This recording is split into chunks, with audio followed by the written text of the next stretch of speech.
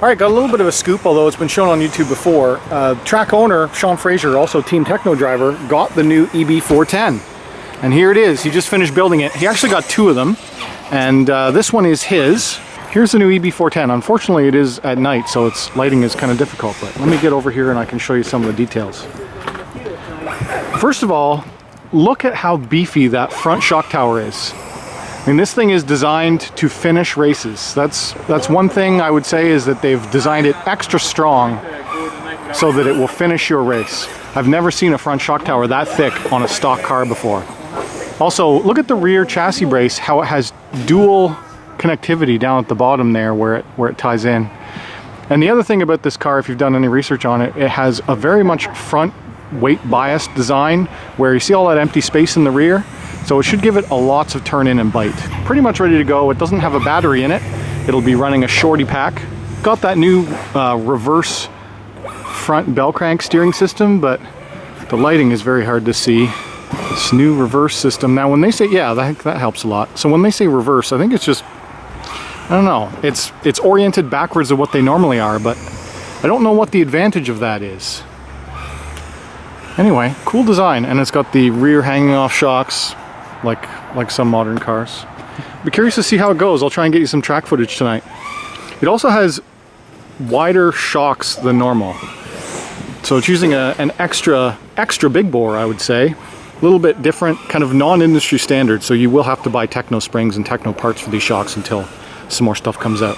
The other thing I just wanted to mention, one of the guys was talking about, you see how it's got that webbed plastic brace in the front, and also your wires it has wire management built into the chassis brace, and then on the rear where it sculpts out the aluminum, that would add some strengthening too. It's lightening and strengthening, I suppose, but I'd be very curious to see how this holds up. Now it does have a brace from the motor to the front, but the back just has that double plastic chassis brace, which I'll be curious to see how that holds up over time. I guess that's it. We'll see it on the track next. And this is the new body for the EB410. Team Tekno driver Sean Fraser. Gonna see how this car does tonight. Everyone ready? Sean, Noah, Christian, Brian. Sean on the tone.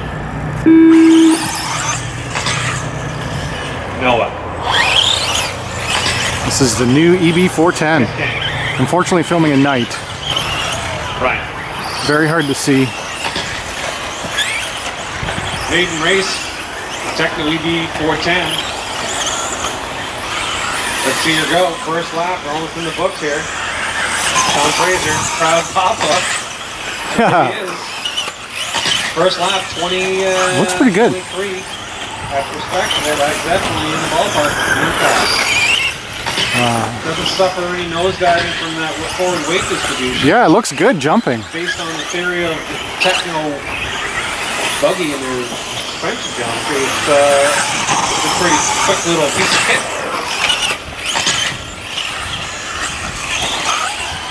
So as we get sorted out, we're getting used to the buggy. See, we thought it might be a little bit bouncy on the rear end because there's almost no weight on the rear. It's all up front. It's all forward biased. But I must say, it's looking pretty good. And it holds it really nicely for that S section first tire. Even where my buggy's had a little bit of trouble getting through.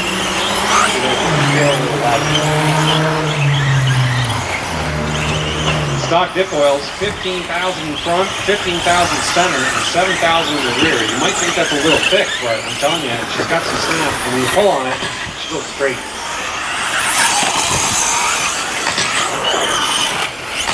All stock right now. Stock. Pistons, oils, springs. All stock. Nice. Okay. Okay, I'm going to go with Marshall head cam. Get some more footage of these EB410s. Let's do this. Top of the hill, top of the hill.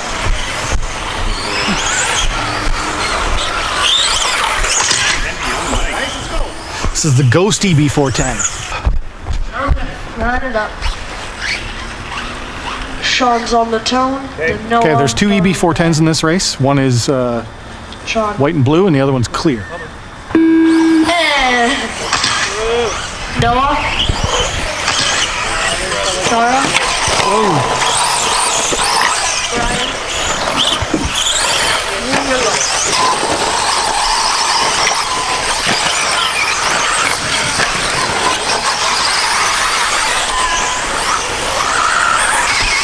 Look, there you go.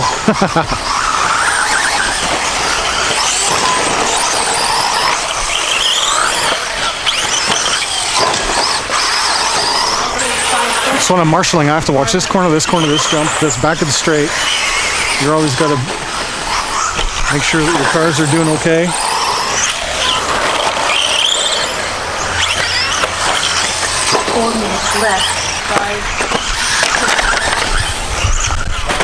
Oh!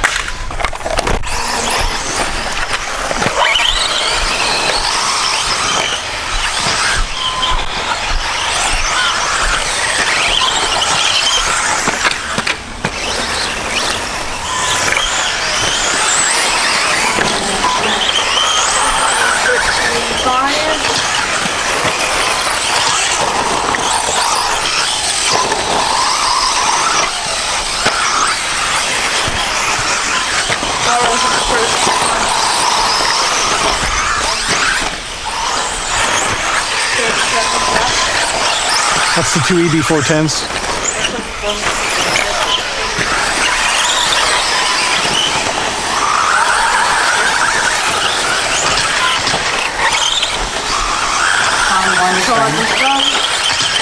Keep going.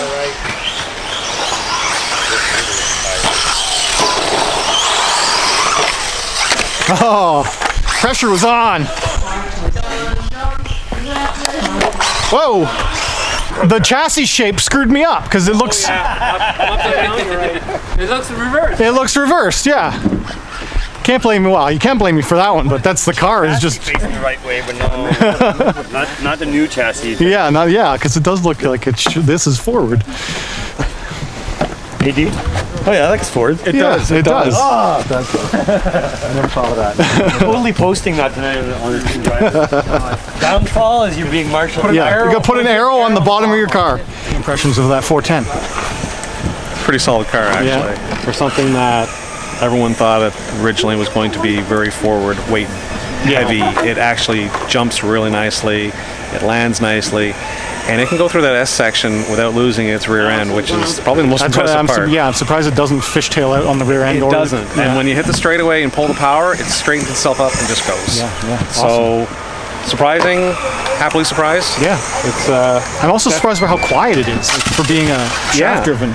And the diffs still need to be broken in. It takes about 3 packs, they say. Then you rebuild the diffs, and it should be good to go. Okay. So overall impressions are quite positive. I mean, it's a completely box stock setup.